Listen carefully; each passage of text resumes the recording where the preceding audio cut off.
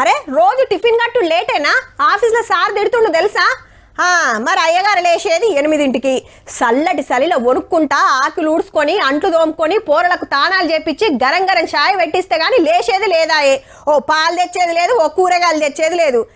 నీకే పెడుతుంది అసలు? మేము పనులు చేసుకుంటలేమా? ఇగో గిట్లనే ఉండొచ్చు షాన్ ఇండ్లల్లా.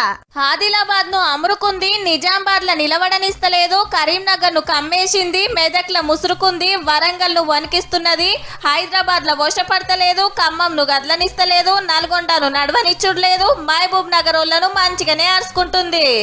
ఆడ ఈడ అని ఏం లేదు, తెలంగాణ అంతటా చలి జోరు పెరిగింది.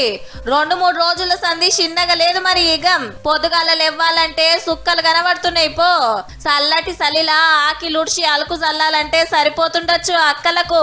ఇక రోడ్ల మీద దందాలు చేసుకుంటోళ్ళు, పేపర్లు పాల ప్యాకెట్లు వేస్తోళ్ళు, ఊడ్చేటోళ్ళు చలి కొనుక్కుంటనే పనులు చేసుకుంటున్నారు. పొద్దుగాల మొఖాలు కడుగుదామని నీళ్ళల్లో చేతులు పెడితే కొంకర్లు పోతున్నాయి. పోరలను బడికి తయారు చేస్తుంటే ఏడుపొక్కటే తక్కువ.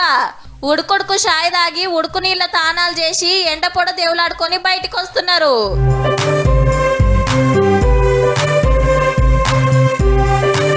ఇక పొద్దుగాలనే సడక్ల మీద మంచు పడుతుంది.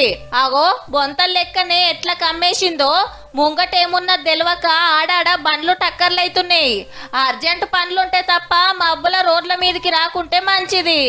మరి హెడ్ లైట్స్ తర్వాత ఫాగ్ లైట్స్ వాడుకుంటూ మంచులో ప్రతి వెహికల్ కి ముందర వెహికల్ 60 మీటర్ల డిస్టెన్స్ మెయింటైన్ చేస్తూ.